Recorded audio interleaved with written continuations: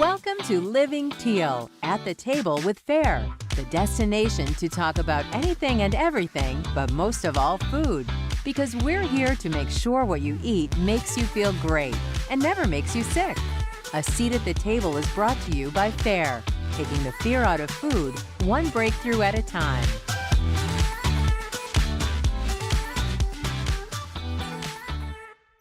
Well, good morning, good afternoon, or good evening, no matter where you are. We're happy you're here with us today. My name's Jason Lindy, and this is At the Table with Fare. Yeah, welcome back. I can't believe it's December. This was our last podcast of the year. This year has flown by. As a reminder, I'm Tiffany Leon. Guess I should introduce myself again. Anyway, it's December. What any big plans for you, the family? Yeah, no, just, one thing I am grateful for is last December, you may recall, we worked right through the holiday for the Faster Act, and it fell a little short. So I'm actually looking forward to a nice holiday where there's just bowl games, and my son's school, he goes to Wake Forest. Happy to plug because I pay, and looks like they're going to go to a good bowl game, and so we'll see. But Tiffany, before we get started, I wanted to ask you a question because it's of a concern of mine. I have an amazing colleague. She does a great job always. Actually, I have a few amazing colleagues, quite a few amazing colleagues. What in your mind, because I know you're a great gift giver, what in your mind would make for ideal colleague gifts? You want to hit the right tone between appropriate, not tacky, and sort of fitting without, oh, they got me this, I wasn't getting them anything sort of guilt. So any thoughts? So I usually go two routes. I go for something that's local, whether it's like a good bakery or even just like a gift card for like a local restaurant that they can go to on their own time. Yeah. I think last year a colleague sent me a gift card to a pretzel shop, so I could order them. I actually think I ordered them for the Super Bowl and put them out for everyone. I like to support local shops and restaurants, so I think that's always a good gift. And actually really like to give away something that's sustainable that will last longer than just the holiday season. So I give away like a Swell bottle or like a reusable water bottle because I hate plastic. And seeing all that build up, there's so much trash around the holidays. So I like to keep it in the sustainable family. Well, I asked you and you deliver just like Santa. So thank you, Tiffany. Yeah, someone was asking what my son has on his Christmas list this year. And I feel like I just figured out what his Halloween costume was. I can't think forward to Christmas yet, but it will be here before we know it. And with that said, I think we should bring on our guest. We have a really exciting guest today, Kathleen Nay. She is the Public Affairs and Content Specialist for Perfect Day. Kathleen, welcome. Thank you so much, Tiffany and Jason. It's a pleasure to be here with you guys. Can you tell us a little bit about yourself? And do you have any personal connection to food allergies? I do. I'm not food allergic myself, but my brother has a severe allergy to tree nuts. So growing up, especially around the holiday times, I feel like there's always like trays of nuts out, and my family just didn't grow up having nuts in the house at all. And we always had to be so careful to read ingredients and make sure there were no hidden nuts in things like chocolates and chocolate bars and other desserts. Obviously not just at the holiday times, but always. But anyway, at Perfect Day, I am the Public Affairs and Content Specialist. I do a lot of writing for our website, what we call the knowledge base. It's a series of articles that just explains what Perfect Day is and does. And then the other half of my job is talking to folks like you, just telling people about what Perfect Day is, what animal-free dairy is. And I know that we're going to get into that today. But yeah, I'm just very excited to be here and talk a little bit about animal-free dairy and what's up and coming there. Yeah, I mean, we're really excited to have you on board and really appreciate your time today. So why don't we just start at the beginning? Tell us a little bit more about Perfect Day, how it got started, And then afterwards, if you could share with us a little bit more about the technology you use, to create animal-free dairy, which is just amazing. Until I heard of this, I'd never heard of this, and so it's just it's great to learn. And by the way, I love the name of the company, Perfect Day. I mean, it's just such a fantastic brand name. So way to go, and tell us more. Thank you. Yeah. So Perfect Day does something, it is relatively new in the world, at least for things like food products. But basically, I'll start with how we got started. Our co-founders are named Ryan and Paramal, and they, back in 2014, were struggling vegans. They really, they wanted to go vegan for the environment, for animal welfare. But, lots of plant-based products, they just don't hit the mark. If you're used to really creamy, rich yogurt, cream cheese, and things like that. So as the story goes, Ryan was on the hunt for a good plant-based cream cheese bagel one day, and he had to go way out of his way. He had to drive 20 minutes to find a place that offered this plant-based offering. And he got there, and it was drippy and tasteless and just not very good. And he was like, oh, what is it about, milk that you can turn into a really nice cream cheese that's spreadable and velvety? And that happens more easily than a soy product or another plant-based product. So what is it that makes milk that functional and delicious? And both Ryan and Paramal got to talking, and they both had backgrounds in biochemistry and the biomedical industry, where that industry is already making all kinds of therapeutics through something called fermentation. They already make proteins for life-saving drugs like insulin and other therapeutics, and they realized that making food proteins is no different, and it's that milk protein that makes products so functional and gives it that creaminess and lends itself to really delicious flavors. And they were thinking, we already do this in our jobs. Why couldn't we do this for food as well? So they set out to figure it out. And what they landed on was a process called precision fermentation, where you start with a tiny organism that we call a microflora. You give it the genetic instructions for making the particular kind of protein that you want, and then you give it the right conditions inside a fermentation tank. So you're controlling things like temperature and the food source, which is just like sugar, and it converts that sugar into the protein of interest. So we're making milk proteins in this way, and we can do it totally without the use of animals at all. And it's the basis for all kinds of delicious dairy products. So our business model is, it's a business to business model. So we make ingredients, milk proteins, and that's how we're doing it. We're working with other companies. We're giving them these really functional, super nutritious ingredients. And our mission is to change the process, not the foods, because we know how much, how emotional foods can be, and how you can have a familiar, a memory tied to specific foods growing up. So we're not out to change the food that we already know and love, just the process for how to make it. I mean, as a dietitian, I'm fascinated to learn about the technologies being used at Perfect Day. But for our listeners, just want to confirm that while it's not from the cow or from the animal, it does contain a milk identical protein. So can you just explain a little bit more about the difference between dairy-free for those that are avoiding milk, and then an animal-free dairy? What does this mean for the food allergy community?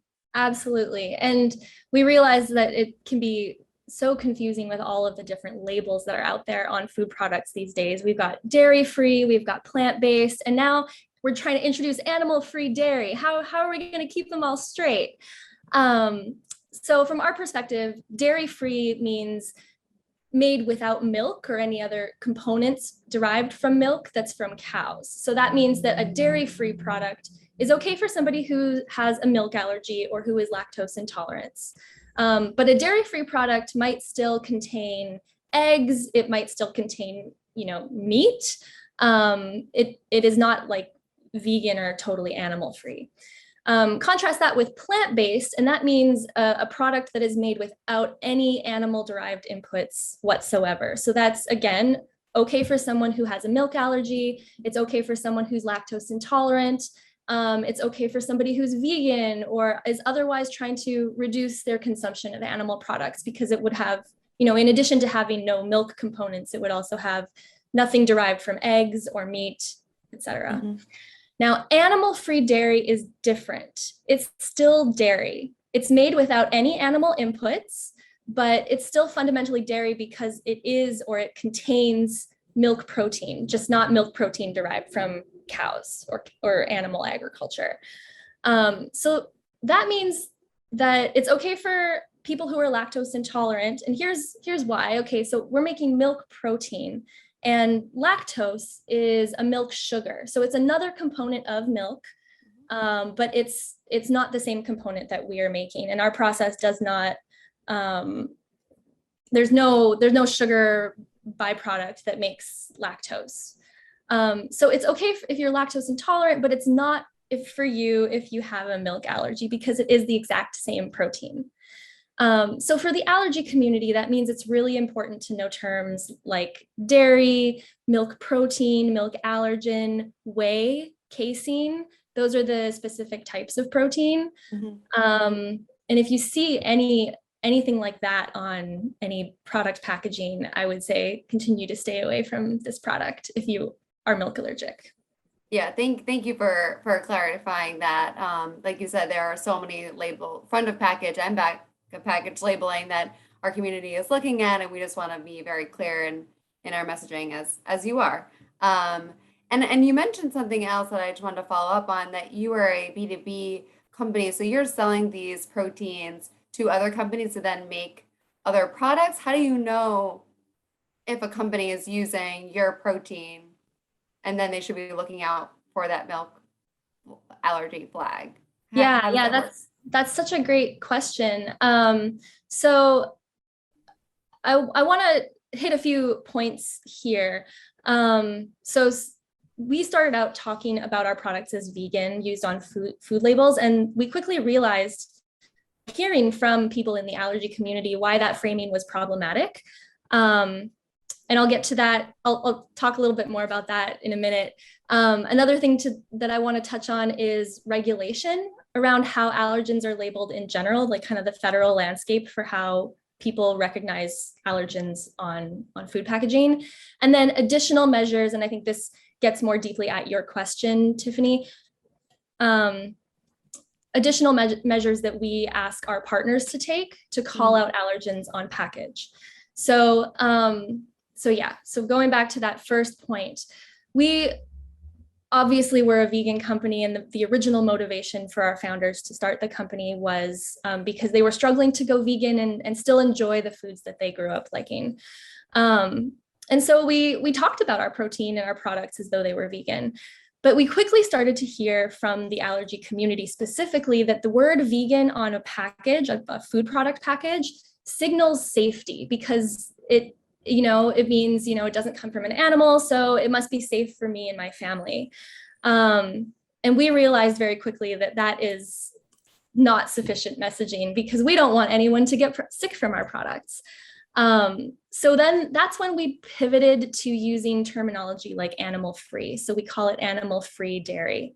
When we do use the word vegan, we typically say it's vegan friendly, or that it's compatible with a vegan lifestyle, but we don't lead with that messaging because we don't want to add to any additional confusion.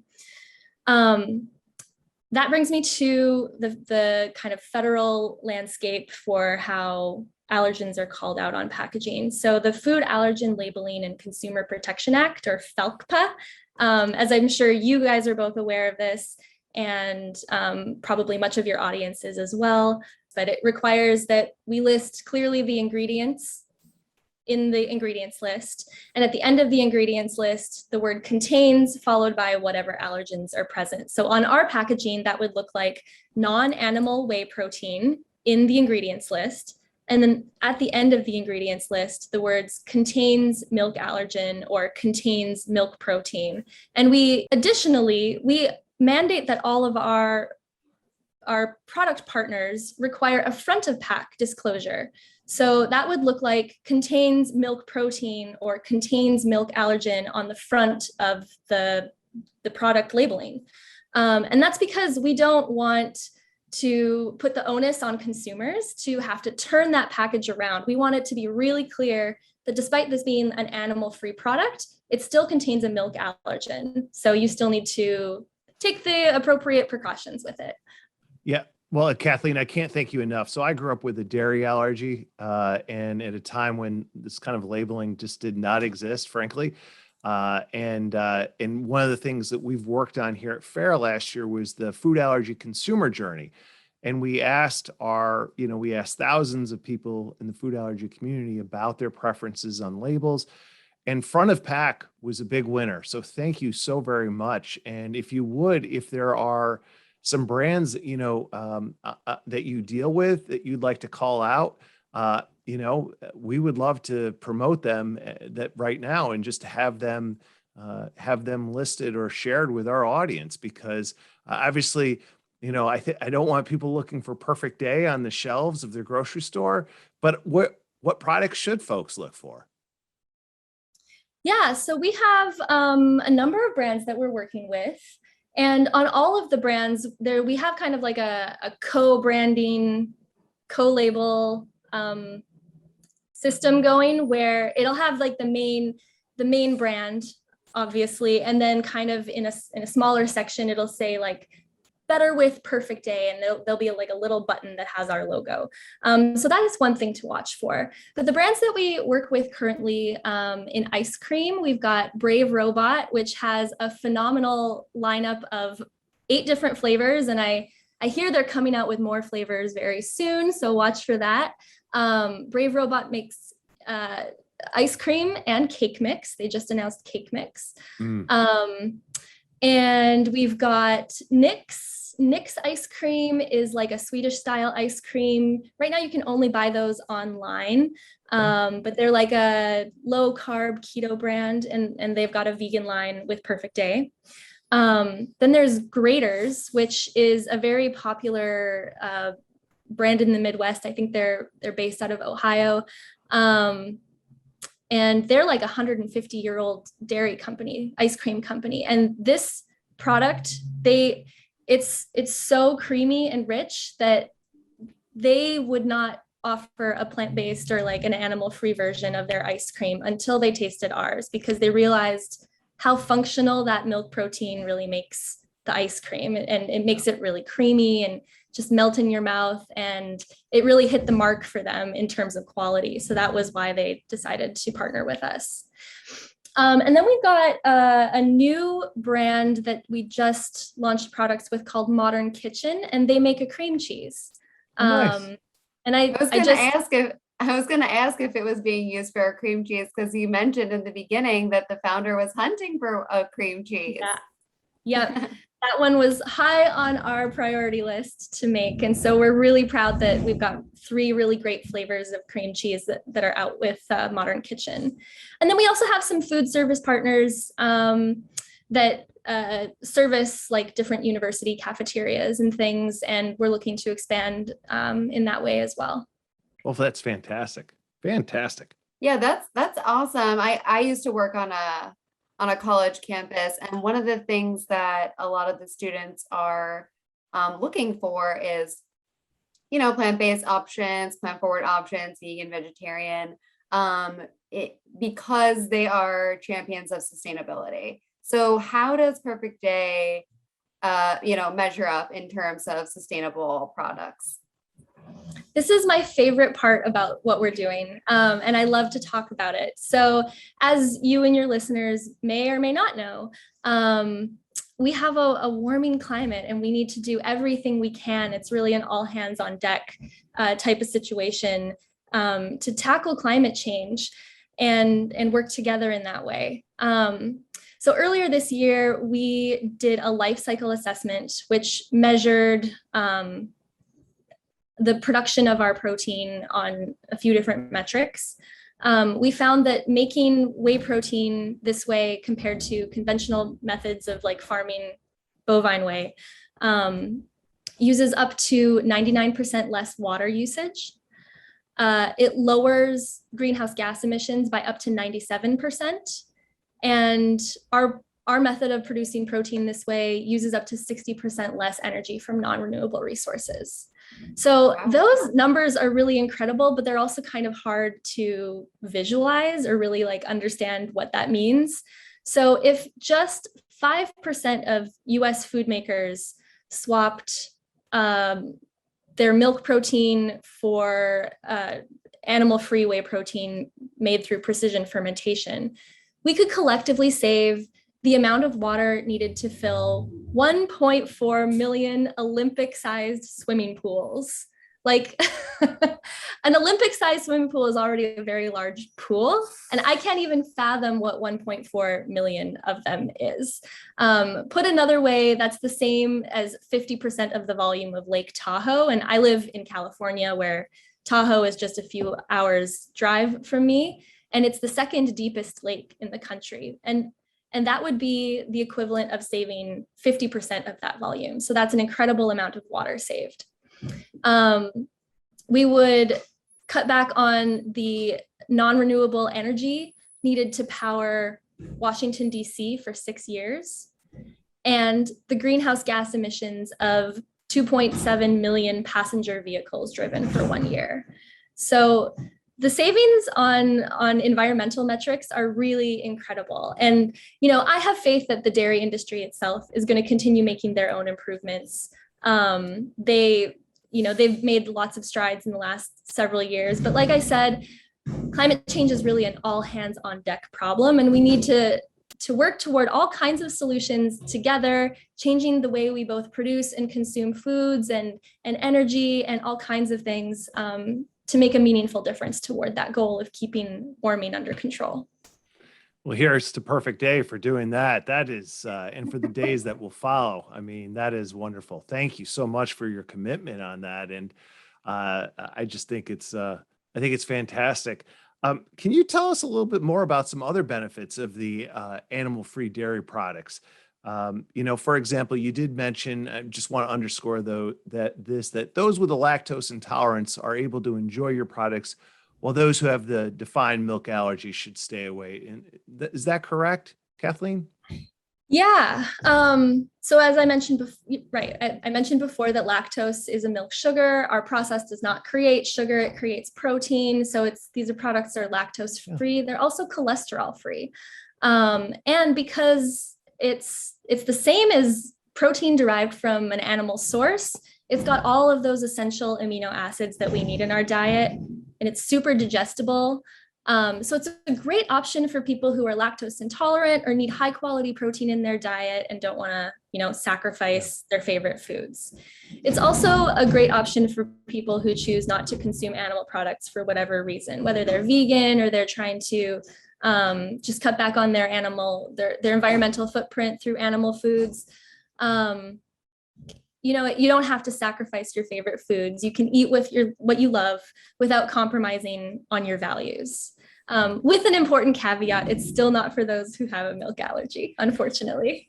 Well, the only thing I'd add there is I sure hope you get into the protein supplements. The casein whey is a great protein to consume at night before you go to bed if you're looking to up your protein, and because as you know, when you go to sleep, some of your body processes that away. But as someone who works out regularly, I won't kid you, getting enough protein that you need is important, and would love to see Perfect Day do some business with a lot of those protein powder manufacturers, because many of them are doing it the old-fashioned way that you discussed. So thank you for sharing that. Look at you, Jason. You've been working together for a year. Now you're taking over giving nutrition advice. Oh, that was nutrition. See, I think of that as much more post-workout, pre-workout advice, not nutrition advice. Oh, God, this is great. Everyone, everyone's taking on different roles today. That's fine. Well, you have it. Kathleen, this is, like I said before, this is fascinating. And I have one question. You mentioned that this is made through a fermentation process and there is no lactose sugar. But in fermentation, there is a sugar produced or a sugar consumed. And is there a different sugar that's produced? Because a lot of people are following this FODMAP diet now when they have, gestational upset. And I know this wasn't a prepared question, but I was just curious. You don't even have to answer if you don't know the answer. But is there like another sugar that's in there, or is it strictly just the proteins?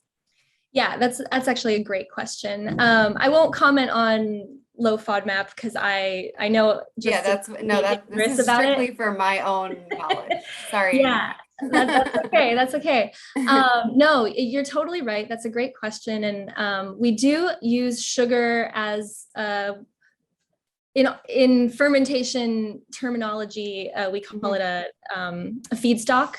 Okay. In the fermentation tank. So what happens in the fermentation process is the microflora that we use it eats the sugar. It eats the sugar and actually converts it to protein. So the sugar is all used up in that fermentation process. And then at the end of fermentation, kind of when that conversion peaks or stops or slows down or whatever, we separate out through like a process of like filtration and spray drying so that it's just pure protein that's left over. And so the ingredient that we supply to food makers is literally just like pure, highly functional whey protein powder. Got it. Similar to what Jason referred to in sports shakes and stuff. Mm-hmm. Yeah. And so then food makers from there will take that protein and they will, put it into their own food formulations, which may include sugar. And they'll combine it with like plant-based fats and sugars and minerals and things and create products that way. Cool. So can you tell us about some of the up and coming product developments at Perfect Day? Because obviously this expands beyond milk. You mentioned cream cheese and ice cream before. So what's coming? What's exciting coming up?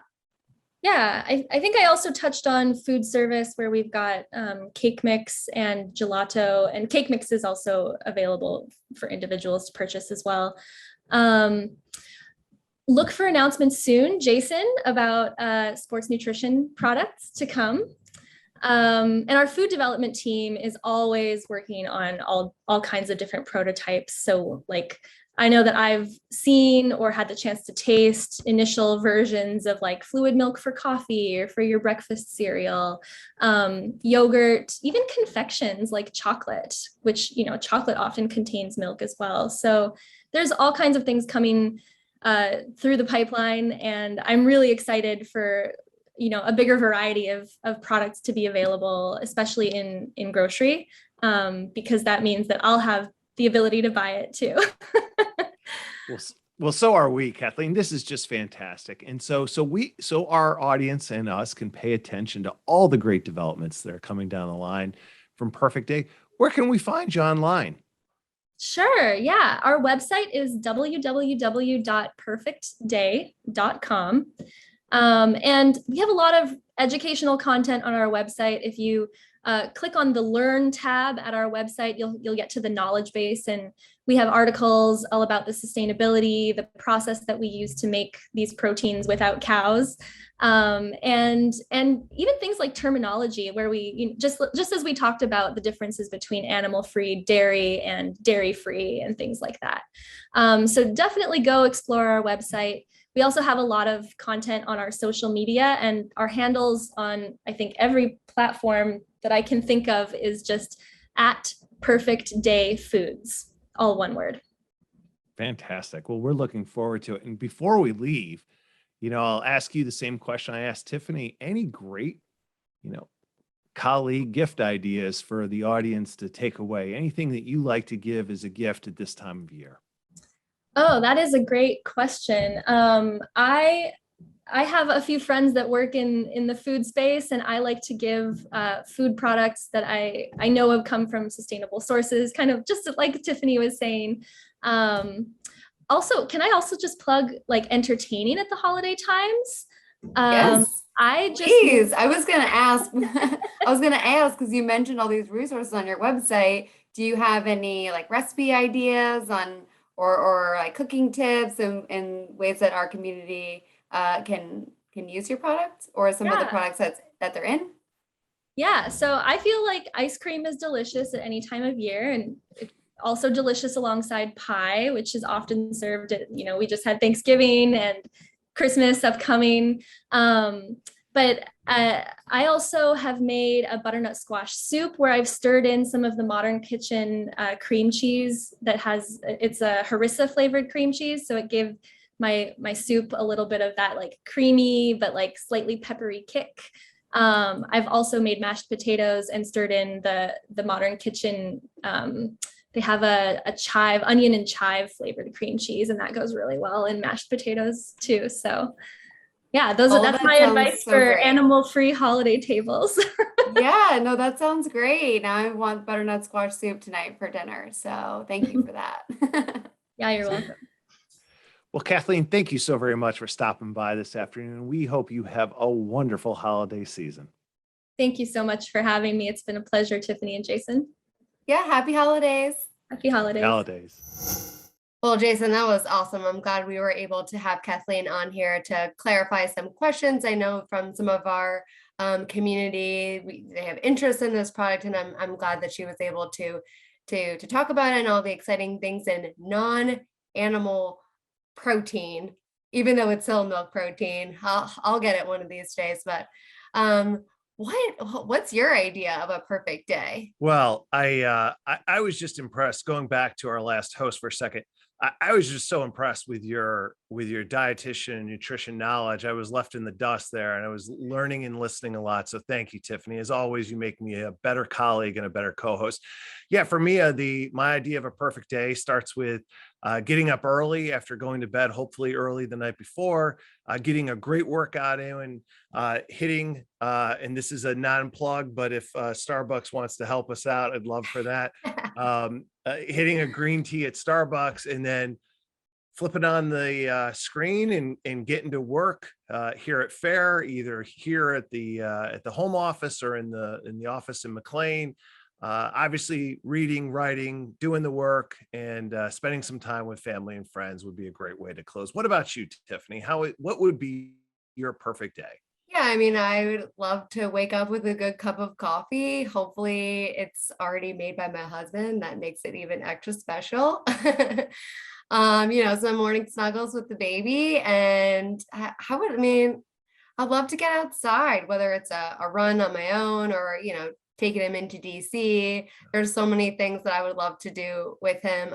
I realize he's still little, but I have so many adventures planned for him already. I guess that comes with mom territory, but some good food. I mean, I hate to waste a meal on bad food, so some good food and an early night in bed. Yes, and a night of uninterrupted sleep might also. Yeah, we haven't quite gotten there yet, but we maybe for Christmas. I put it on my wish list, and maybe for Christmas. But well, here's hoping Santa brings it, because for future Christmas Eves, it may be the only quiet night you have coming up in the next year or two, because after about year 4, it's tough. It's tough to settle down the children when it's Christmas Eve. So, well, so much to look forward to. I cannot believe that it's December. It feels like just yesterday was January 2021, and we were just kicking off this podcast, and now we're already at the end of the year. Yep. What a year it has been. Today we have Lisa Gable, Fair CEO. Welcome, Lisa. Hi, how are you guys? And what a year it's been for you, Lisa. I mean, you've got the best-selling book and all of the great work, and just continuing the theme here. What would go into being a perfect day for you? Well, I have to say there's so many different ways I could answer that question. For those who know me well, know that I always take my birthday off and do a spa day that's a mixture of eating, going to the spa, having their super whole grains meal, and then combining it with really, really deep chocolate cake with lots of icing. But, other days it's the fact that my daughter and I, when we have a chance to travel together, always love our adventure days. And so, one of my most perfect days is that she and I went to the Iwani in Yosemite for 10 days, and we biked 30 miles a day. We hiked every day. Every night we were out at the base of those beautiful mountains, eating chili and just enjoying playing games with each other. So I guess it depends on the time of the year, the season, and who I'm with. But as you can tell, some stimulation as well as exercise and good food is always part of the mix, as well as being with loved ones. Sounds like a perfect day. I would love to take James to Yosemite one day. I'm sure all the national parks are beautiful, but I have heard extra good things about that one. So we'll add that to the list. No, that's exactly right. Well, Lisa, it's been a busy year for all of us at FAIR. And, we thought that, as part of a day in a year, conversation that we were having on this podcast, that we'd ask you to sort of give us a year in review. I mean, so much has happened over the past year. And please, just share with the listeners and the viewers all that FAIR has done. It's probably hard to give it everything, but, the top line, as it were. Well, absolutely. And you both are very correct. It has been quite a year. And I am just so thankful to the community at FAIR and the amazing work that the team at FAIR, as well as our advocates and our greater community of support group leaders and volunteers, have been able to accomplish. We launched the year with the Equity Equals Excellence, a blueprint for access. The Janssen Biomarker Grant and the FAST Act was signed into law. That was during the first 100 days of the year. So pretty amazing, big elements that got launched at that time. In research, we built a sophisticated infrastructure in record time, which includes the expansion of the FAIR Clinical Network and the Biobank and the Biorepository. We now have over 51 members of the FAIR Clinical Network, and we have expanded through relationships that are fantastic for clinical research and transformational research. We launched the SEED study, the FAIR Diagnostic Challenge, the Data Commons Center, and funded the combined study. And we're effectively tackling precautionary allergen labeling and ensuring that children with food allergies have access to safe and affordable food. We launched the FAIR Living app, the Food Allergy Academy, the Food Allergy Congressional Research Caucus, and we expanded and continue to expand FAIR Check through our Dolphins partnership. And we've had award-winning success of our advocacy and Living Teal assets, bringing educational resources to exponentially more people than ever before that are engaging. They're finding it easy to use. We're enabling professionals to service millions and millions of individuals with food allergies. But most importantly, our Voice of the Patient work gained traction through a patient-focused drug development meeting, the community access initiatives, and the deployment of support group leaders who are providing direct feedback on drug development. We're building a huge army of committed advocates and supporters through our teen advisory group, our rising leaders, our board of national ambassadors, the grassroots activities and the fly-in, the college summit, and a variety of other engagements. And we have no intention on slowing down. In 2022, it's going to be another year of great success.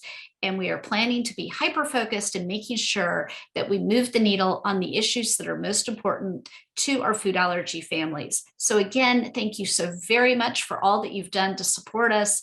Thank you for both your donations of time as well as your donations in financial support. Wow. That was amazing. That was amazing. I was just thinking of all the things as you were ticking them off. Speaking of which, we talked about the perfect day at in the beginning. As this is the last podcast of the year, ladies, I'd like to ask you both, how do you intend to spend New Year's Eve? I know this was not something we talked about before, but I figured I'd just throw it out. I always love to give people's ideas for a fun or what their ideas of fun for New Year's Eve will be, and whether or not it's planned. This is the podcast. We can make things up as I want to do at times. Well, Tiffany, what's your New Year's Eve going to look like? You Well, got a little one. last year I was pregnant, so I was probably in bed around 9:30. I don't think I made it to New Year's last year. And to be quite honest, I think the same will be happening this year. All right. I don't know if he gives me a nice uninterrupted sleep for that week in between Christmas and New Year's, and maybe we could make it to midnight, but we won't be doing anything crazy. All right. Unfortunately. Yeah. Well, Jason, I hope you top us because just like Tiffany, I'm not a big New Year's Eve person. And so my husband and I have been married for going on 26 years. And I think that we've stayed up till midnight, maybe 3 times in our time together. One was for the millennium. We just felt that it was kind of important for us to stay awake if we were going into a whole new century. But otherwise, we are early to bed people. It's just something that we don't venture out, but we so much enjoy our time together. And it's really a special time for us as we remember and reflect on all the wonderful friends and our family and everything that has gone on through the year, both the challenges and the opportunities, because that's who makes us who we are. Yeah, and for me, a lot of it's going to depend upon the next couple of weeks. Obviously, we're recording this a little early. I'm hopeful that my son and I and my wife will be at a bowl game for Wake Forest. And so we are hopeful that they'll play on the 29th, 30th, 31st, or on the 1st. And so my son's birthday, he turns 20 on the 29th. And so we'll do something there, and then we'll carry over. But one way or the other, I think what we're all hearing is that family is sort of the cornerstone in our lives, and that's how we want to spend it. So it's wonderful. So thank you. Yeah, it's been quite a year. And Lisa, when you lay everything out like that, I know everyone at Fair works so hard and we all work on our own projects, but when it's all written out or spoken in one long list, we've been very, very busy. So I think that these next couple of weeks, and especially New Year's Eve, will be a time of rest and relaxation. And I'm very much looking forward to 2022. And I can't wait to see what comes next. Well, I can't either. And I just so appreciate everything that you and Jason do in your jobs, as well as our creative and production team, who you all don't get to see, but they're behind us on the cameras right now. And we wouldn't be able to do everything that we can without everybody in the background. And so a special thanks and shout out to the people that sometimes you don't get to meet, which is our finance people, our administrative staff, some of our technology people, the folks working on our data platforms. There's so many people in the background doing such great and amazing work for FAIR that we want to say a special thank you to everybody who's been involved in making 2021 a huge success. Well, with that, I think that's it. So thank you, everyone. Have a wonderful December. Have a wonderful New Year's Eve. And we look forward to seeing you in 2022. Thanks. Thanks. Yeah. Happy holidays. Happy holidays. Bye.